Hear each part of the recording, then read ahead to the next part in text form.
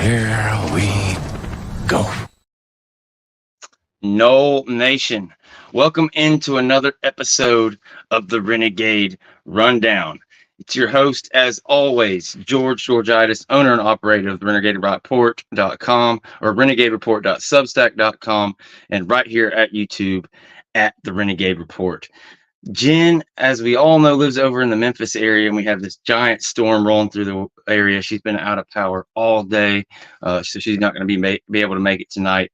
It's just going to be George here. We're going to be doing some ranting. We're really going to get after it and kind of put everything together when it comes to this ACC suit, FSU, what they've got going on. There's a particular date that we haven't really touched on. We've mentioned it in passing. Chris and them did an awesome couple shows breaking it down. Of course, the new news has came about the fact that ESPN, we believe, has told the ACC they are no longer going to be renewing that contract unless something crazy happens. Well, this date is June 30th. June 30th, we find out you have 7 teams currently that when 7 teams decide to remove their names from the ACC to decide to leave the conference, it's written in the bylaws that the conference will, collapse, the grant of rights, everything, and the ACC will have to start from scratch. But come June 30th, all of a sudden, the 3 teams that they added, Cal, SMU, and Stanford, will be counted into that percentage of the conference you will need to dissolve the conference. It will go up to 8 or 9 or possibly even more that you will need. So that number of 7 or 8 schools that we think we have lined up may not be enough. So that's what we're going to get into on the show. And then after that, I really want to talk about just how everything's going in spring football. A lot of the guys standing out, you see there on the thumbnail, Daryl Jackson. He's a guy that I think is just kind of almost getting underhyped. But if we kind of remember going into this time last year, we were all hoping he could be the starter at defensive tackle for us, be one of those guys really starting for a spot. And when you see the guy that he is versus last year, he's running around really looking like a predator at 6'6", 330 pounds. It's pretty it's pretty nasty seeing him out there. Also, the video footage of Marvin Jones, he's another freak. Patrick Payton looks like a completely different guy. But there's a ton of fun stuff to talk about. Super happy to have everybody in here. We really appreciate you guys joining us, as always, right here on the Renegade Rundown. But yeah, I really wanted to start with that, the ACC's imminent collapse, if you will. Like I said, June 30th is that day to worry about. If you are to believe exactly everything we talked about on this show yesterday, if ESPN has had conversations with the ACC and said, okay, look, the same as 2021, it's going to be the same thing. We're not extending. We don't believe Florida State and Clemson is going to be there. And then the ACC refuses to let the members know. They kind of left them in the dark. That's basically the premise we're standing on. And we know for a fact there's about 7 schools that are ready to move, to act. We've already had Florida State file suit. We've had Clemson file suit. UNC has come out in the media. UVA has come out in the media and made statements. As far as UNC, we know they're connected at the hip with NC State. However they move, so you throw them in. It's very easy to kind of figure out the teams right now that are in, and we have the 7 teams that we need to close this thing off. That June 30th date, all of a sudden, and that's why I put that countdown clock up there. It becomes a giant date along with all these other dates that we have to remember. You also have to remember that February of 2025 is how long ESPN has to make their decision on whether to extend the ACC current grant of rights situation. There's no chance in hell that these court cases get finished in time for that. There's no way that it'll be hard just to be done with the Florida State case. And when you add in Clemson and these other cases that will come forth, there's just no way in hell that they will be able to lock in Florida State and Clemson. So that's kind of what I want to hammer home. I went on a big rant about Notre Dame and the value, the value that people think that they bring playing those 5 games a year in the ACC. It really just does not move the needle. It's not going to be enough for ESPN to really sit there and extend this thing. And when a lot of people, they think, well, if y'all are sitting here and you're saying, well, Florida State and Clemson, they're miserable, they think they're getting paid pennies on the dollar, this grant of rights is so terrible, then why shouldn't ESPN extend it? Why are there all these issues? Well, the problem is Florida State and Clemson aren't going to do it. North Carolina isn't going to do it. They're not going to be in for 2027 through 2036 at this rate. So yeah, sure. If ESPN knew they could lock FSU and Clemson, they would go ahead and extend that bad boy. But FSU and Clemson are not going to be a part of their future plans. It's just, unfortunately, how it's going to be. Tom DeMay says, I can't wait to see FSU in the Big Ten. A lot of folks have been talking SEC, but yeah, that's where we've been this whole time on this thing, is FSU to the Big Ten. All signs point there. And I agree with you, Tom, and everybody else. Can't wait to get to the Big Ten. But as I said, we've covered all this stuff to a large degree. But that June 30th date, it sounds like, okay, it's a little ways, but it's April 2nd as we stand. April 9th is when we get our court date here in Leon County. We're currently waiting to see what happened in North Carolina as far as an answer to that lawsuit. But I'm curious what you guys think. If you have any questions or comments, throw them up in the chat as we have people start to file in here.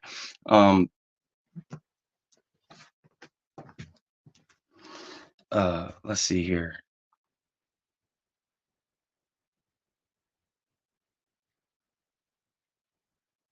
Yeah, so when I talked about Swafford and these guys on the last show, and kind of that whole under the pine tree things when I got into my rant on Notre Dame. I think the fact that North Carolina is kind of the third team that joined up, and like I said, North Carolina State is tagged at the hip with them.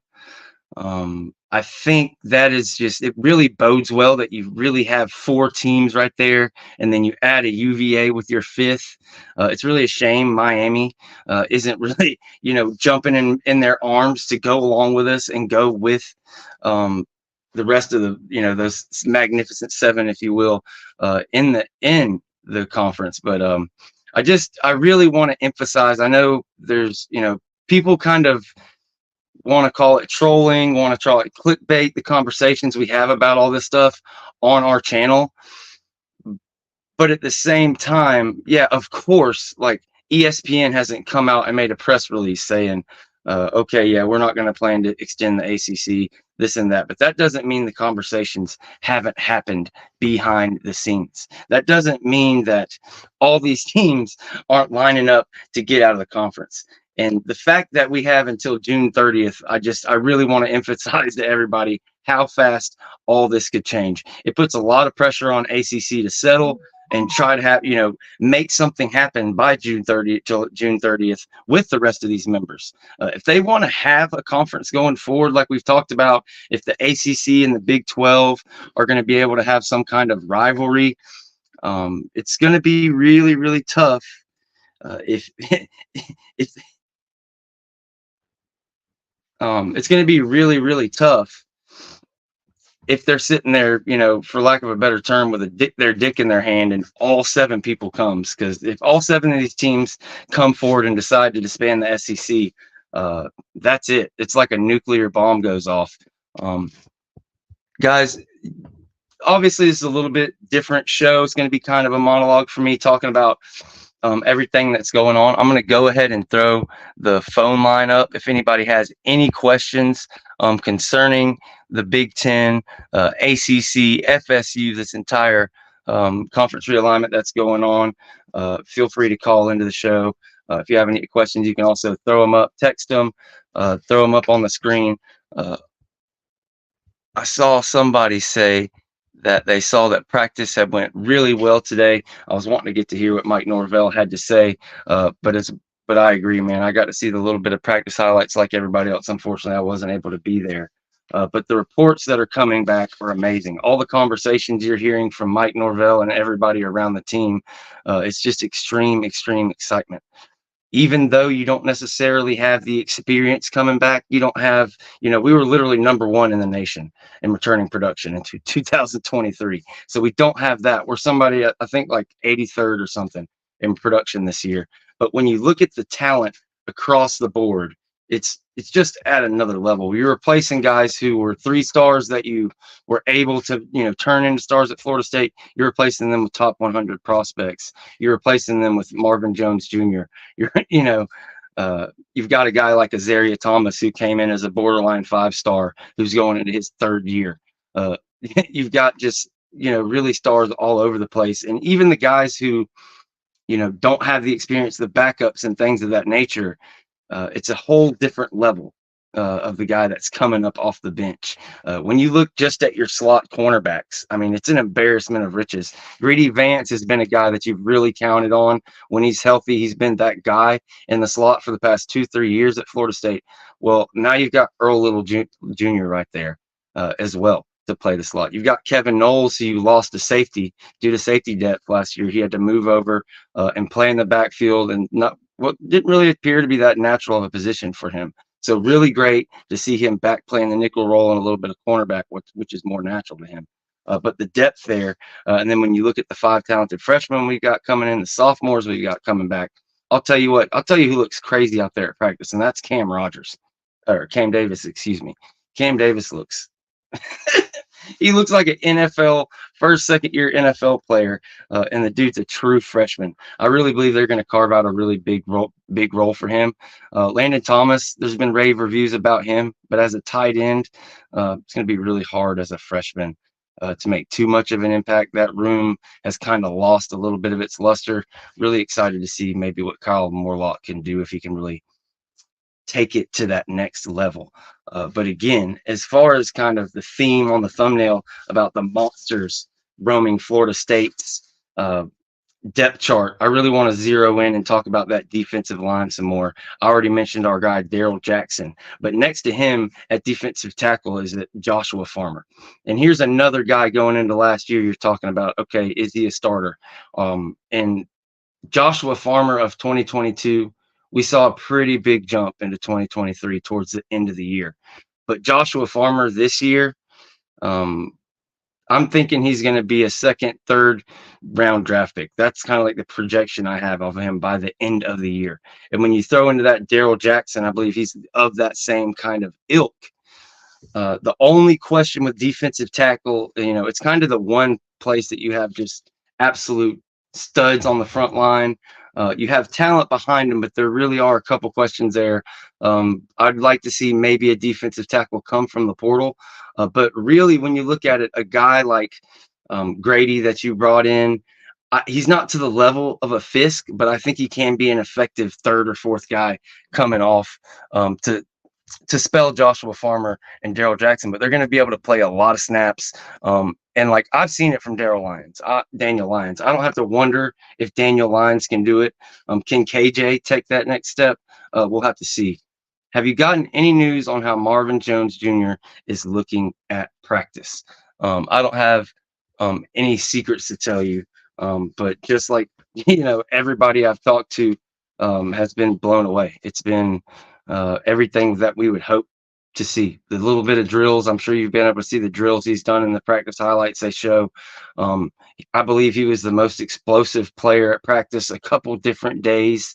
He really, it's really similar to Jermaine Johnson, how just it was a bad fit for him at Georgia. It just was not necessarily defense that showed his talents.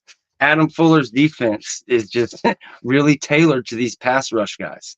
And man, he really looks the part. He looks like a Spartan out there. So yeah, I've heard nothing but great things about how he's looked out there, and he's really kind of shown the part.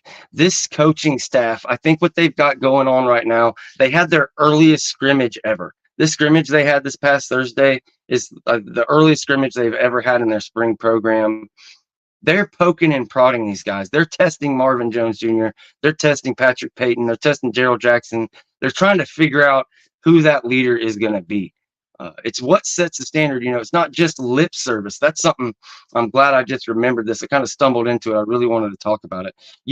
you hear a lot of people talk about coach speak. Well, yeah, those kids, of course, they're at the draft. They were at Florida State. They're not going to potty mouth Mike Norvell. They're not going to talk shit about their program. Of course, they're going to say, how amazing Coach Storms was and how great they were developed. Of course, these kids that come over from Alabama are going to say, wow, it's even harder. The locker room is more tight knit over here. But guys, I'm here to tell you, it's not coach talk. It's easy to just throw it off there. And of course, opposing fan bases are going to say that, but it's real. Mike Norvell's energy at these practices is real. He is the hardest on the very best players on the team. If you talk to anybody that's been at the practice, like, it's not sweet for anybody. It's not sweet for Marvin Jones Jr. It's not sweet for Patrick Payton, Daryl Jackson, none of them. If they make a bad rep, it's let's start it over and do it again. He's on their ass. So we're going to see who the real kind of leaders of the defense stand out. But that first line, that Patrick Payton, Josh Farmer, Daryl Jackson, Marvin Jones Jr., that is one hell of a starting four. There's not going to be another one like it in the conference. Clemson will have something, I'm sure, comparable. We'll obviously study them as we get closer to the season. But linebacker, as you kind of move to the back end of the front seven, I believe is kind of being underrated.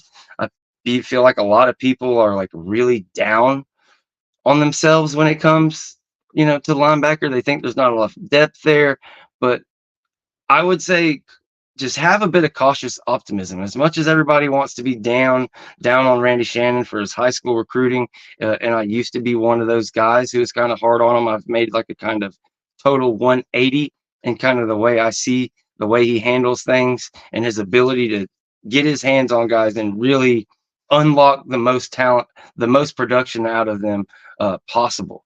I see him bring back a guy like DJ Lundy, and I have 100% faith DJ Lundy is going to be able to be a force in this defense. And Adam Fuller's not going to ask him to do a bunch of stuff that's kind of out of his wheelhouse.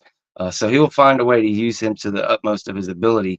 And Sean Murphy, the guy that came in from Alabama, I'm telling you right now, like, Alabama, the way they use their linebackers and kind of the standard and how many upperclassmen and stuff they had out there. Yeah, sure. He wasn't the starter, but he was damn sure working his way towards that.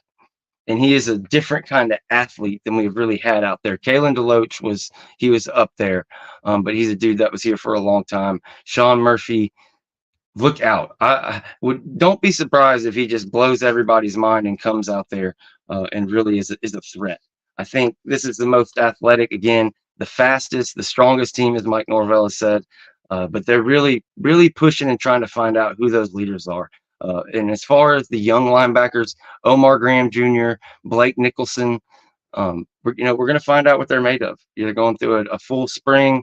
They'll have a full fall camp. I believe, we only need 2 starting linebackers and maybe a third and a fourth. That's about all you really need in this 4-2-5 defense. So I have the utmost faith in Randy Shannon be able to take the talent he has, which is the most talent he's ever had at the position, and be able to figure out a way to have his 2 starting linebackers.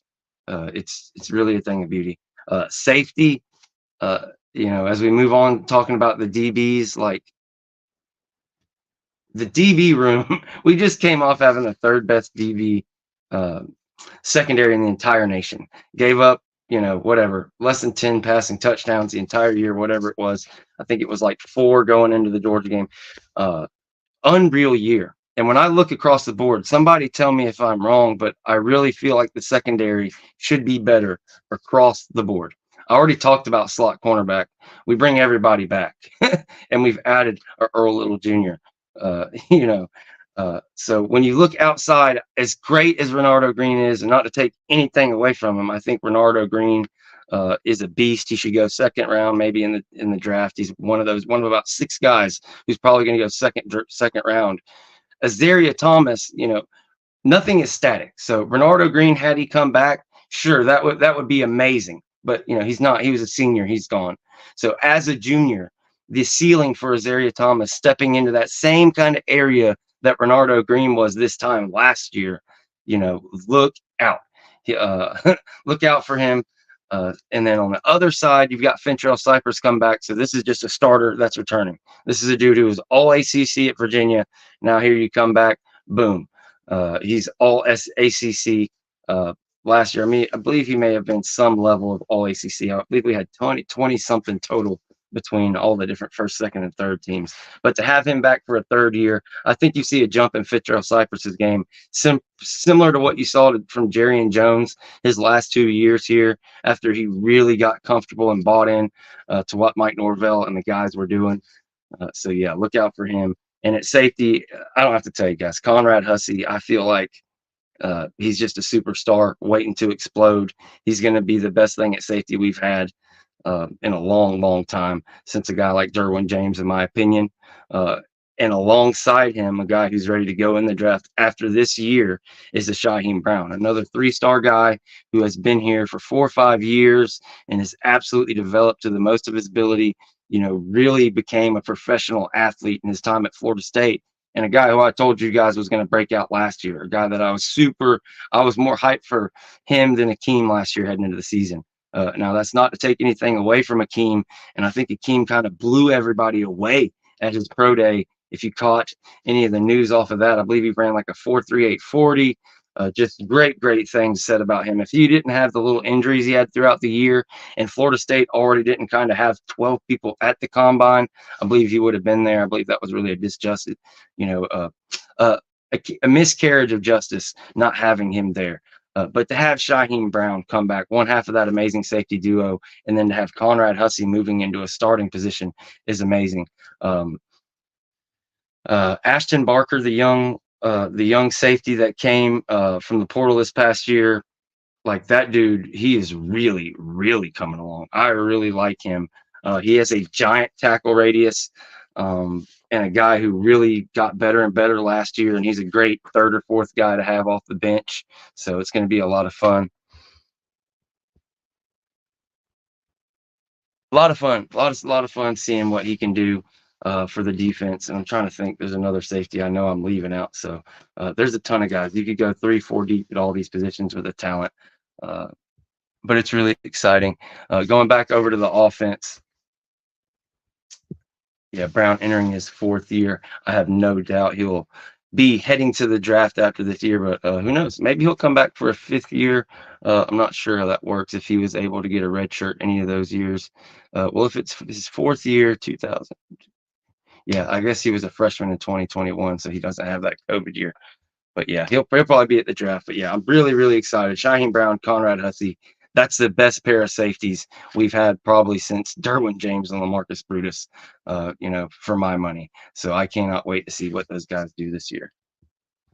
But going over to the offensive side of the ball, there's been a lot of hoopla around DJU, of course, and his weight being 10 pounds heavier already. But when you see him out there and everything what you've heard from practice, that 10 pounds is put on the right way, and he looks to be in absolute great shape. Christopher Hooter says, there's a lot of chatter that ESPN has exercised their option not to extend beyond 2027. That sounds like happy talk. Can anyone confirm?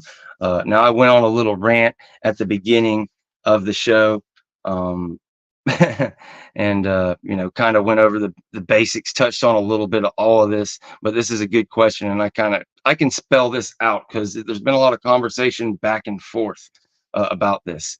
ESPN has not exercised any option in that. They've come out and said, hey, we're done. That it's in writing. Florida, ESPN will not be extending the ACC. From what I understand and how we've reported it, ESPN has had conversations with the ACC when they pretty much said, like, look, we're not extending it. We have till February of 2025 to decide, but as of right now, as things sit, we're not doing it. It would take some kind of divine intervention. It would take Florida State and Clemson locking in, a Notre Dame, being able to get taunted to, lured to the conference. And it's just not going to happen. People have made up their minds what they're going to do. So it's not like, again, that there's been some report out there straight from ESPN or something signed and it's set and done. Like But absolutely, ESPN has told ACC, and it's as it stands, they will not be extending that thing. And it all goes into, again, the countdown clock that is on this thumbnail, and that date of June 30th, which we really haven't talked about much here on the show.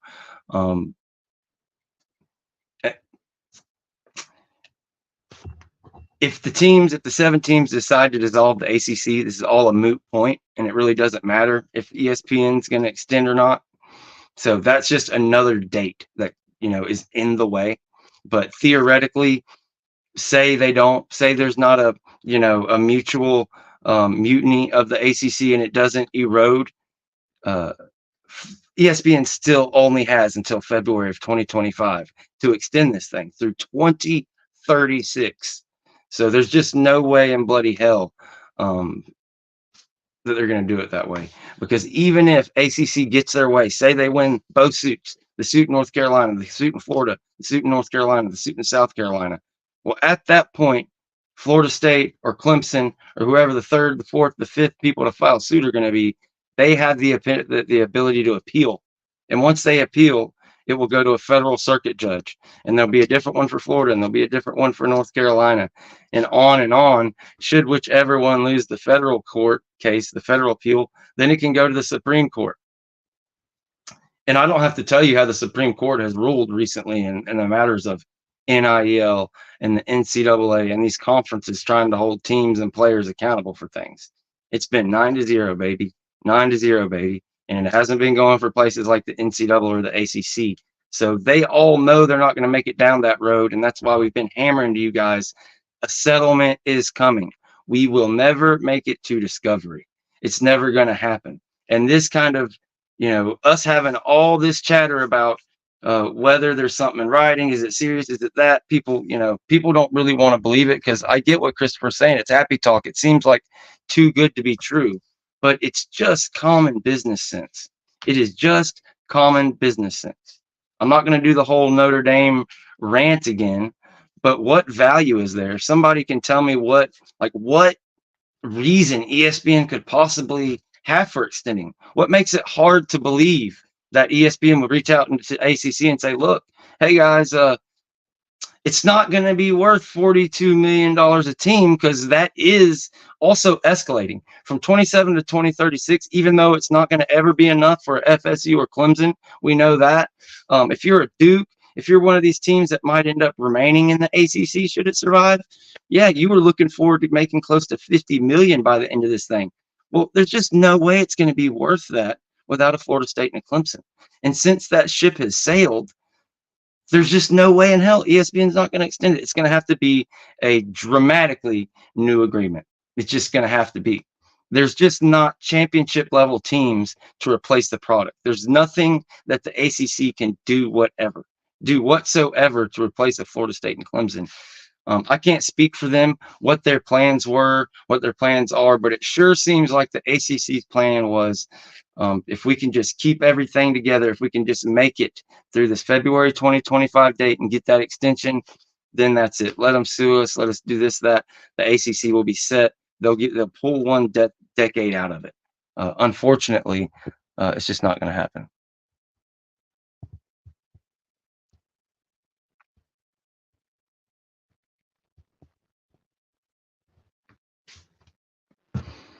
LS Mom 55 or LS Momo 55 says Brown won't be back after this year. He will be a second round pick after this year. Absolutely. I totally agree. There's no doubt about that. He's going to have a big year. Really excited to see what he can do, and really a testament to kind of the development and everything this coaching staff has done at this time. Again, guys, that's the number on the bottom of the screen, 850-495-1906. If you have any questions, anything you want to hear about here, get my opinion on, call in your question or text in a question, whatever you would like to do. I'm not sure. Somebody's asked if Danielle's going to be on the courthouse on the 9th to give us the tea. I am not sure. We will have to ask her about that. But yeah, I really can't wait till what happens on the 9th. With the surfacing of, whether it's true or not, the rumor kind of that we reported about ACC saying that or the ESPN telling ACC they will not extend. When you hear about the June 30th date that these 7 teams have to come out and dissolve the conference, when you hear about the February 2025 date, it really just it puts pressure on all this. There's so much pressure on every verdict, every kind of move, every amendment. And if you believe, like we believe, that the ACC is never going to, go to discovery, you really just look out for some sort of settlement talks to come out any day. I really wish the North Carolina judge would go ahead and rule on that case up there, but I have a feeling he's going to wait until whatever it is, the very last day, April 8th, or the day before the Florida State court case. But whether or not Danielle's there or not, we will definitely be watching that with a fine-tooth comb. We'll figure out who is in there live tweeting it, whether it's going to be, who knows, with Sunshine State laws, this court case may be able to be viewed live. So we will see on that. And again, guys, if you have any questions, or if there's, any kind of part you want to look at this, at the Big Ten, about the Big Ten, about the ACC court case, feel free to ask your questions by calling the number or texting it right there in the comments. But I want to go through and talk just about kind of the offense a little bit. I started talking about DJU and how he's looked. I think the key to this year in the offense is going to be obviously DJU, but the ability kind of to stretch the field. A lot has been made about the wide receivers, losing Keon Coleman and Johnny Wilson. It hurts, guys. It really hurts to lose 2 guys who are, 6'7", 6'4". One's a first rounder, one's a second rounder, like legit NFL guys that you could go to. But the diversity and kind of just the level of talent, the overall talent from top to bottom, there's really no comparison. There's a lot more talent this year. It's going to be a lot of fun. The question is, again, kind of like I talked about on offense or on defense with, Mike Norvell questioning these leaders, really pushing everybody, being hard, trying to figure out who the leaders are going to be the team. It's the same thing in that wide receiver group. We're going to see who steps up. Is it going to be a Malik Benson? Everything I've heard about Malik Benson is that he's been a beast, that he's one of the fastest guys out there, and he's really got a chance to fill that Ontario Wilson role that we were missing last year. As great as Keon Coleman was and Johnny Wilson was, they weren't guys that were just beating you over the top. They weren't super deep threats. Not that they're quote-unquote possession receivers, but they just weren't those guys to space the floor, if you will. I saw a thing where, LeBron James was saying that Eric Spoelstra went out to see Chip Kelly at Oregon and to learn about, his spacing with his spread offense over there. And they brought it back to the Miami Heat. And that's why you saw Chris Bosh all of a sudden always posted up at the corner 3 to space the floor and draw the bigs out of the paint. Well, it's kind of the same thing that we had with Ontario Wilson in 2022, where he was able to take the top off these defenses, and all of a sudden you see the safety bail and maybe a corner accidentally goes with him, the slot guy goes with him. You see all kind of issues it causes with the defenses and leaves things open. It was kind of just they were doubling Keon or Johnny, and they just kind of knew where it was going last year. This year, you've got a young guy like Hakeem Williams coming to his second year, and it's like, whoa, it looks like a totally different person. I mean, his body, he looks like, again, like an NFL player. His arms are huge. So really hyped to see if he can step it up. Because when you go back and look at the highlights, it was funny seeing Keon's draft highlights, because every one of them I saw would have 1 or 2 Hakeem Williams plays mixed up in it. That one screen, I forget what game it was, but he catches a screen and you really see his athleticism. So for a guy like DJU to come in here, all these receivers are on an equal footing with him. Like, he doesn't have 3 years of experience or 5 years of experience with Ja'Kai Douglas, so he's going to favor him. He just, he's got athletes all over the field. And, I just said his name, Ja'Kai Douglas. He comes back for another year. You bring on his brother, Jalen Lucas. Everything I've heard, everybody I've talked to from practice, every bit of film I've seen on him, this dude is a dynamo.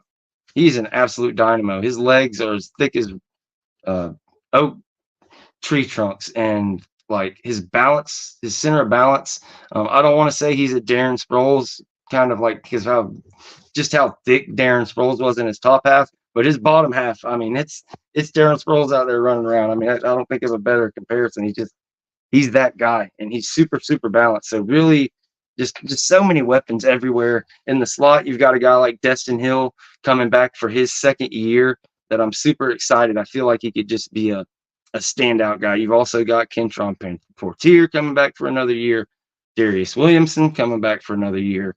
You've really got a little bit of everything all the way around, plus the true freshmen coming in, Gibson and all those guys. So it's just, I can't emphasize you two enough. I guess I'm just going to really stand on it. Like, this is by far the most talented team that Mike Norvell has ever had at Florida State. It's not necessarily the most experienced. We'll see. It's yet to be seen if it's going to be the best ever. But very similar to 2020-22, where you have a lot of experience, but but not a ton, and 31% blue chip, 62% blue chip. That's the difference. You've got twice the blue chip ratio. For those people that believe in that stuff and what it means, you've just got guys who are just absolute studs and kind of like thoroughbreds from out of high school, out of the portal, wherever you got them from. They're top guys. And what have we seen from Mike Norvell? What have we seen from Adam Fuller? What have we seen from Alex Atkins year in and year out? They have done more with less. They have done more with less. Last year, they kind of did more with more, and the fact that they had so much experience. But still, I mean, everybody was on our case for our blue chip ratio and our recruiting classes and on and on and on. Well, this year, you step up, you're over that 50, over that 60% blue chip ratio. I mean, we're going to get a chance to see what they can do with more with more. Like, it's going to be a lot of fun. So I really can't wait. And it's just, it's a solid climb. It's, as they say, every year, every practice, every day, they're getting 1% better. And the talent across the board is just really beautiful. You talk about adding a guy like Ernie Sims and what that's going to mean for the program. I spoke about recruiting linebacker. They've got 3 or 4 big-time linebackers visiting, setting visits here. We saw Tarvis Alfred had committed to Ohio State. Everybody was kind of up in arms about that. But rest assured, we're going to get the guys. We're going to get a couple blue chip linebackers, and we're really going to be fine there. I'm still kind of set on the fact that they're probably going to get a linebacker out of the portal, maybe one to like compete for a starting job. We'll see there, but don't let my ADHD take me off track. We haven't talked about the running backs yet. All the reports back on the running backs has been great. When you see Lawrence Toafili out there as a senior, he really looks like a totally different dude. 10 pounds, 15 pounds, like it's not that much, but he really, it's like I feel like I'm saying the same thing about all these guys, but he really looks the part. He looks scary in that outfit, in that uniform. And I think he's going to pick up right where he left off in that Louisville game. And you're going to see a guy really go after it. I've seen people predict 1,000 all-purpose yards. I believe that, but I think he could possibly have 1,500. If he gets enough carries and enough touches, he could be a guy that could have 1,000 rushing and 500 passing. We'll see how much Wildcat they run. But the ability he showed in the Wildcat and just kind of when he was healthy towards the end of the year, nobody on this team was playing better, in my opinion, than him the last couple weeks of the year. So really hyped to see what Toafili does. And then Roydell Williams, the guy coming from Alabama. I've heard guys like James Coleman compare him to Adrian Peterson. Not out and out, like, don't get me wrong, I'm not putting words in his mouth, but he's that kind of dude to where at first blush, when you look at Roydell Williams, you think, oh, okay, he's maybe a Trayshawn Ward type where he's, really good in the hole and this and that, but he can't take the top off the defense. Well, no, he can break those runs through. He can take them for home runs. He's got that kind of speed. He's that sudden in the hole. And for a guy he's not one of these short guys like Jalen Lucas. He's pretty tall for a running back, but man, he has power. He's got everything you want there. And then when you get to the third name I'll mention, Keziah Holmes. Here's a guy, if you've watched the show for very long, I've gushed about him. I thought he was going to get a lot more carries than he got last year. But, Trey Benson, he's the best running back in the entire draft. Almost everybody has him at the number 1 position. If they don't have him there, they have him at number 2. So, yeah, that was just a supercharged running back room last year. But, yeah, Keziah Holmes, Anytime they wanted to hand him the ball is just fine with me. And then you forget a guy like Sam Singleton that came in last year. He was a big old boy with a lot of speed. The freshman running back Cam Davis coming in. You've got a ton of options there. So I just wanted to hammer home everybody that Mike Norvell is really building a monster at Florida State. And it isn't this thing where it's some rebuilding gear and this and that. On the standards of last year's team, really should have went to the playoff, and I believe in my heart could have had a good chance to make the national championship and have a chance to win it. And that got taken from us. Like, it's hard to say that this team will be better than that, but yeah, they're building a monster. It's going to be a lot of fun within the ACC, within our schedule, which is the easiest one it's been in years. Make no mistake, week in and week out, Florida State's going to be favored. The only game all year that I think that, there's only 2 games there's a chance Florida State may not be favored, and that would be Notre Dame and that would be Clemson. And these aren't teams that you're worried about. This is the Clemson you finally got over the hump last year, and you've got a revenge match with DJU. That's going to be a ton of fun, but yeah, look for these guys to dominate. I guess the way that they do it when they win is going to look a little different. Like, there's a way to win, and you saw it last year. We won some tough games. It wasn't necessarily flashy. We dominated people's will. Look for this 2024 team to where when they get somebody down to just really step on their neck. There's just going to be a guy like Hakeem all the way down the line. When you look at the different athletes on either side of the ball, when a guy like Sione Lolo Heya is your whatever 5th, 6th, 7th defensive lineman coming in the game, like, it's scary stuff. Like, they just got to be ready. Rock and Roll Pepper Show says our coaching staff turns 3 stars into 5 stars. And look, guys, yeah, they do. They're amazing at development. I'm never going to be one of these give me 3 stars with heart guys. But here's what I am about, and here's what this coaching staff is about. If they evaluate a 3-star and they believe he can come in and be a part of this program, they think maybe he's a 4-star, really, whatever the case may be, they are going to go get that guy. And, a lot of their recruits early on were that. And we had some pretty smaller classes that were really judicious with their evaluations. But if they can't compete, if they are not of the ilk, if they don't have it in them to get developed, if that 3-star doesn't have it in them to be a Florida State player, they will not last on the roster. So when we look at the 3-stars that are left, how many 3-stars are left on this team from 2020? I don't know how many 3-stars, but there's 8 players left from the 2020 class. How many are left from 2021? About 8 players are left from that 2021 class. And as you go on, obviously there's more from 2022 and 23 as they're much more recently. But players do not last if they do not make it. So the 3-stars, as Rock and Roll Pepper Show is alluding to, the 3-stars that are left on this team are Josh Farmer, Pat Payton, Shyheim Brown, DJ Lundy. And these are, all ACC level players. And the guys after that, your class of 22 guys, your class of 23 guys, a whole lot more 4-stars mixed in. And here you got the 2024 class comes in where you bring in 26 blue chip recruits. Okay. And of these 26 blue chip recruits, 10 of them are transfers with at least a year of experience. You've got like a guy like Juice Cryer, who I want to, shout out right now. I forgot when I was talking about the linebackers earlier. That's a man on the mission. Here's a guy who people think of as a transfer that, underperformed last year, but he's a true freshman. He went somewhere, the coach left, it didn't work out, and he transferred before he was even part of a camp or anything. So Juice Cryer, look for him in his 2nd year to make a mark. Maybe he's that 3rd linebacker that steps up, and maybe they don't even have to hit the portal. Because word back on everything from him is he's like really becoming one of Randy's favorites and really playing back there. So yeah, look out for that.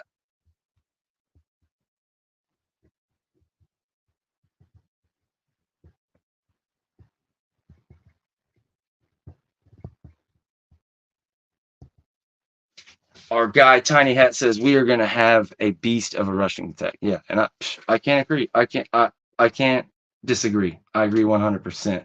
I'm on record predicting that this is going to be the most yards we've ever gotten from running backs. Kind of the one thing I haven't talked about in terms of the monster they're building at Tallahassee is the offensive line. So a lot of people will say, "Oh, how's the offense? How's the offensive line supposed to be so much better? It's practically the same one it was last year." Well, of all the positions out there that it matters that you have returning starts, guys that have worked together, offensive line is that position group. And what we've got going on at the offensive line is similar to what I said about the overall roster. You've got guys that have made it through hell. They've been through hell. Guys like Rob Scott, who had to start as a true freshman, has to play through injury. Maury Smith, the same thing. But they've been through hell. They've seen 10 transfers come in. They've won their starting spots. They've stayed together. So we bring back everybody. Okay, you lose a guy like Bless Harris to the transfer portal, like there's a reason he transferred out. Like Bless Harris doesn't have any ill will or content towards FSU. Just this year, the level of the unit has been ratcheted up. Every single year since they've got here, they've been okay. Keep these guys. These guys are going. We're going to bring taking swings at guys, getting guys. Oh, it didn't work out. So sorry, so bad. It's not a feelings thing. They're not going to like keep somebody here for their like. If it's not working out, it's not working out. So when I look at how this offensive line is going to be built, I look at a guy like Robert Scott, who's like been forced to play left tackle since his true freshman year. Like the talk is now he's going to be playing guard this year. So your left tackle is now going to be able to play guard. Oh, and you got a guy out of the portal who is the best guard from Florida last year. Say what you want about Florida, they've had hell with their offensive line. Every year, their best offensive line or two or three leaves them. But Napier's done a pretty good job coaching these guys, and Richie Leonard is another guy that we wanted him out of high school, and he comes over. Maybe he's the best guard you've had in there. So on top of that, at center, like I said, Maury Smith comes back. You're pumped about that. You saw guys like Kayshawn Sapp transfer out, but who do you bring in? You also bring a guy like Terrence Ferguson from Alabama, who is just kind of another level of offensive lineman that we haven't been getting in here.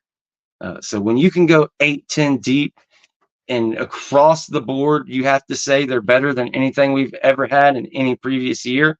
How can I say that?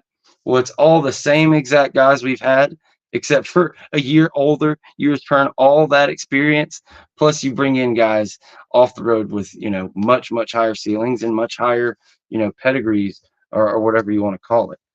So, yeah, I'm really, really excited about just the competition and what's going to be going on with that offensive lineman room, especially like the inside. Like, I'm so set. We're going to see what's going to happen on the outside. You've got young guys like Jalen Early. I'm really curious, to see. I haven't mentioned Darius Washington. Like, he's a guy that's probably going to lock down one of those tackle positions, maybe left tackle, most likely, kind of from what I've heard, but we'll see. But like Darius Washington, here's a guy who slowly grew. They just developed. And when you look at him now, I mean, he is an absolute beast. And he's somebody that you've developed out of high school. I want to say Washington High. I don't want to get it wrong, but he's from Pensacola, Florida. He gets over there and he, has done an amazing job. Can't wait to see what he can do. But to have him lock down one and have Robert Scott possibly fighting for his guard spot, you've got a Richie Leonard, you've got a Maury Smith. It's really a beautiful time at Florida State. To see some domination, to see another ACC championship berth, to get those tickets set up for North Carolina. It's that time. But again, 850-495-1906. If you have any questions, give us a call right now, and we will put you on the show. You can also text in your questions, any questions you have about spring football or the case.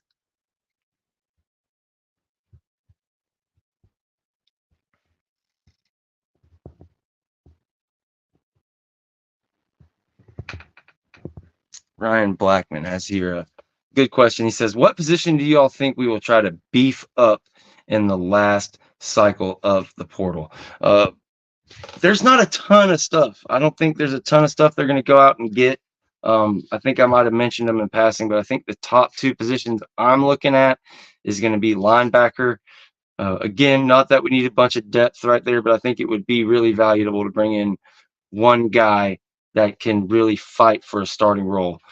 Even if at the end of the day, DJ Lundy and somebody else were to beat them out, that's fine. If Sean Murphy and DJ Lundy are starting two, that's fine. But I would like to see a third person really compete for that job in fall camp and really be able to step in, as you need about three good linebackers. That's what you need in this offense or defense, excuse my language. But yeah, if it turns out that they don't, and Juice Cryer just has an out of this world spring, and Omar Graham Jr.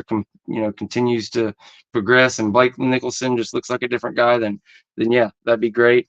And defensive tackle is the other one. Like, as I mentioned before, Daryl Jackson is an absolute monster.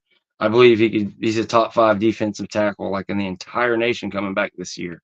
He's got that kind of hype behind him. I truly believe it when you see how far he's came with his physique and, everything in his time in a year at Florida State. To think that he was a frontline guy and could have started for you last year on one of the best defensive lines in the entire nation, if not it. Yeah. So I wonder, after those two, we talked about Grady Kelly. Here's another avenue that I forgot to mention earlier, alongside Farmer, alongside those other guys. Look for a guy like Siona Lolohea. I think they're going to play him inside quite a bit, kind of like DeMarcus Walker his senior year at Florida State on a lot of these pass rushing downs. They might slide him inside. You throw a Pat Payton, a Marvin Jones Jr. outside, and you slide a Lolohea next to a Daryl Jackson, or a Joshua Farmer, whoever the case may be. So they're going to be all right at defensive tackle, but it would be nice to have that wrecking ball. If you can find that Braden Fisk out there, bring his ass in, bring him in. So we'll see what happens there. But yeah, somebody said tight end in the chat. Yeah, tight end is fair. I think that would be the third one. If there is a guy that can come out there, I don't think you take a developmental guy out of the tight end, a tight end out of the portal. I think if you're going to take a tight end out of the portal, similar to linebacker, it needs to be a guy that can come in and compete this year. Because when you've got guys like Landon Thomas and the way they're recruiting that position now, I feel like, yeah, they're going to be all right in the future. It's just kind of a 1-year lull we've got where we could have an experienced tight end come in, similar to how Jaheim Bell did last year for sure. People talking about Farmer's injury. Again, Farmer's going to be out for the spring, but don't worry, that it is what it is. Joshua Farmer, we know what an animal he is. We've seen him battling in the videos he was putting up when they weren't even with the team, when they were off on spring break or whatever. He's doing all these crazy workouts and things like that. He's got an issue with his hand, but he'll be ready to go and compete in fall camp, and he's going to be the best Farmer you've seen to this day, without a doubt. So no worries there on him.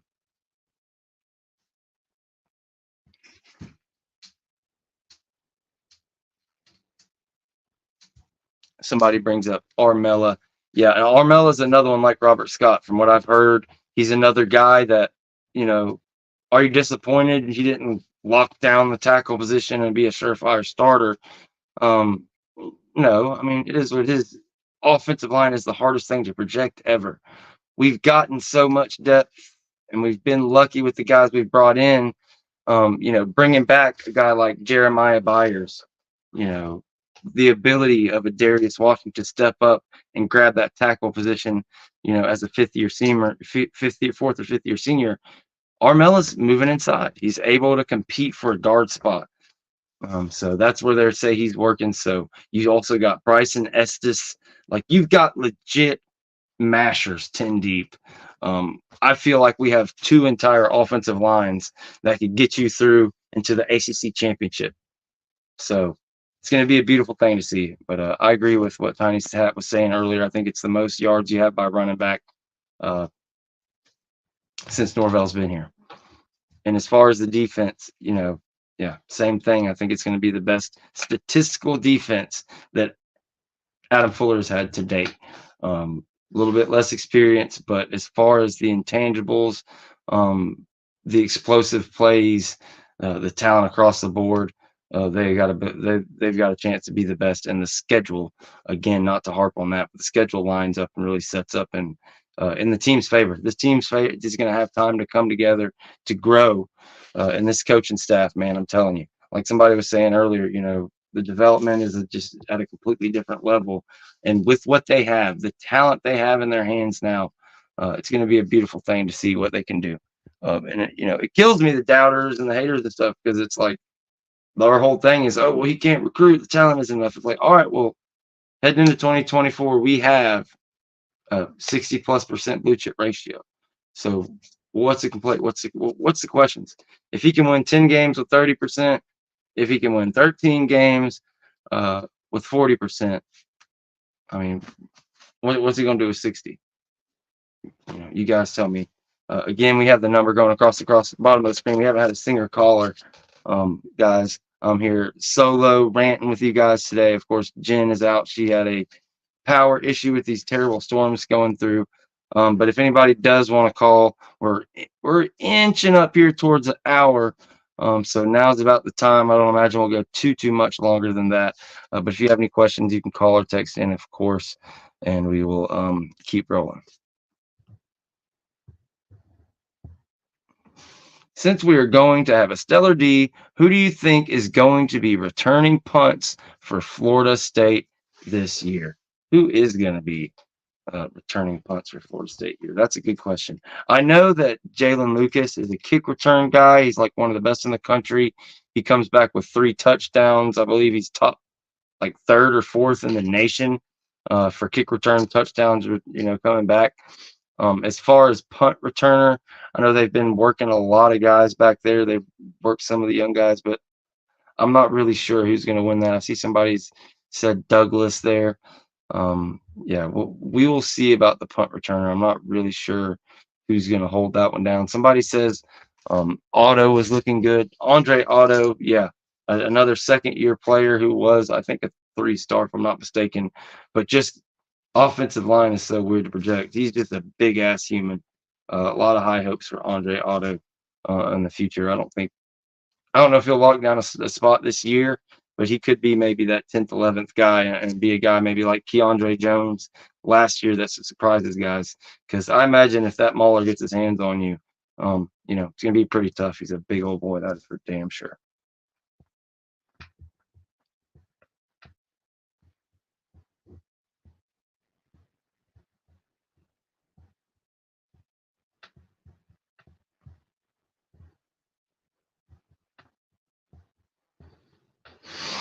Ryan Blackman says deep ball and the safeties come up. Yeah, deep ball and the safeties come up. That's going to be a really big part of what FSU's offense is going to be about this year.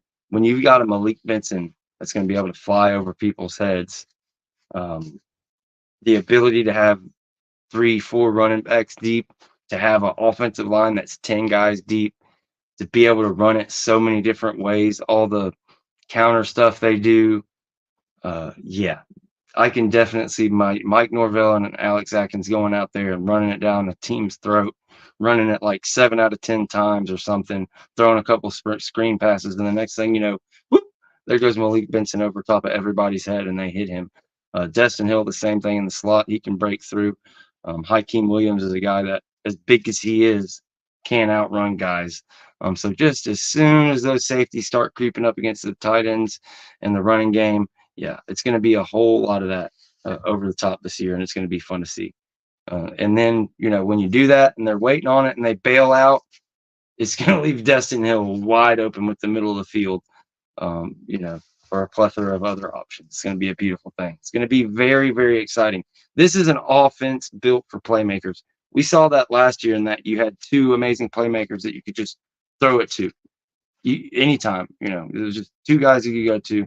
This year, you're going to see it's an offense built from playmakers because you're going to see just different kind of playmakers all over the field. You saw what they were able to do with Jalen Lucas, Ja'Kai Douglas in that Georgia game, in that beating that it was. But you saw all the creative things they did with him at running back.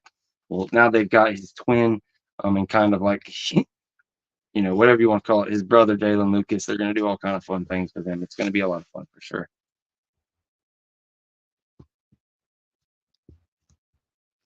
William Amelia wants to know, so if FSU goes to the Big Ten, will this definitively in the FSU versus Miami game. I don't think it definitely does. I think there's a chance they could keep it going. Obviously, there's some chance at some point in all this realignment, another wave happens and Miami does end up in the Big Ten.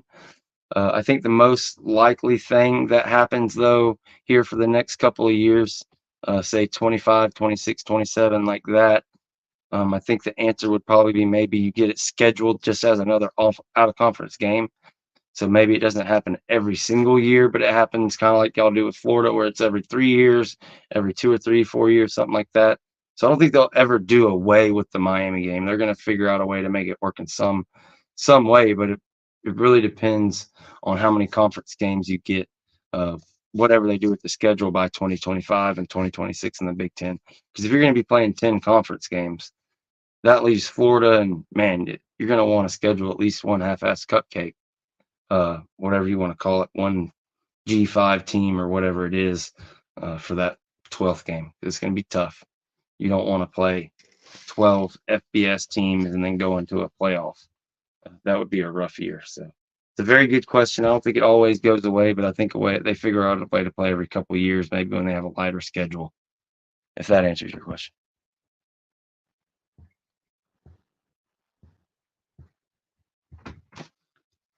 Well, guys, I think we've about covered it all right here, over an hour.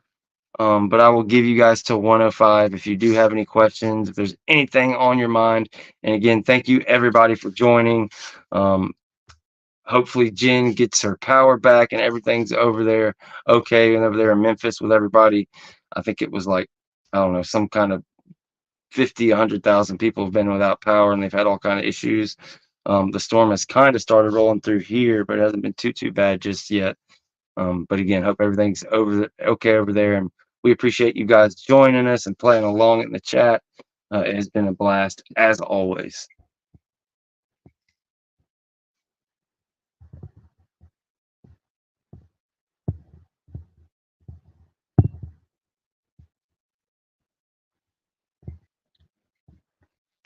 Mike Lee says Florida and Miami are cupcakes.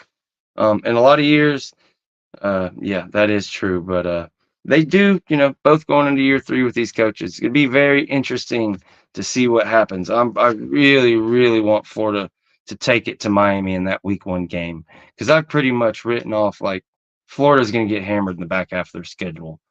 Vegas hit them with the 5.5, even though they're going in year 3, and they were all enraged. Vegas hit them with the 5.5 last year. Bam, they doubled up, hit them with it again. So yeah, I'm really worried for Florida, and we're gonna see. We're gonna see what happens. But yeah, if they can take out Miami week 1 and chop their legs out of them before they even get started, that's gonna be tough. Because you want to talk about a culture, that would really teach us if Mario Cristobal's got that culture turned around. Because what we've seen the past 2 decades is Miami can get ahead of steam. If they start out good, they can get a 6, 7-0, get a ranking, this and that, and they'll do just fine until they meet a Florida State or somebody or a Clemson that really put it on them, and go back in a shell. So if they can beat Florida like they did Texas A&M last year, they can have a pretty good little season. But if Florida, a team that's going to end up with 5, 6 wins at the end of the year, can beat them game 1, yeah, that would be poetic justice for us Florida State fans. So we'll definitely see how that turns out.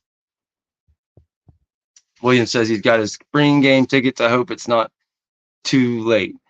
Oh, he's got to get his spring game tickets. Yeah, you better hurry up, man. There's only so many seats. You're going to see, even though they've got the construction going on and everything's going on, I think this is going to be the biggest spring game yet. And you're going to see the excitement in the stadium correspondent to the level of the program. Just to kind of close off, I think a lot of people are worried. You see, oh my gosh, after all this time, we have 12 people in the combine, 15, guys going to the NFL, if you want to count the 3 undrafted free agents. Or we'll probably get, who knows, Akeem Dent could get drafted. He likely will get drafted, but still, 15 guys going NFL. How could you possibly bounce back? I just tell these, just relax. Guys, they're building a monster mentality. The way Mike Norvell does things is not the way where you build off and fall off a cliff. He is preparing guys for the future and building from the back end to the front end. Like, putting time in. So the players that are stepping to take the roles of everybody that left, 90% of them are all higher caliber athletes, higher caliber recruits across the board.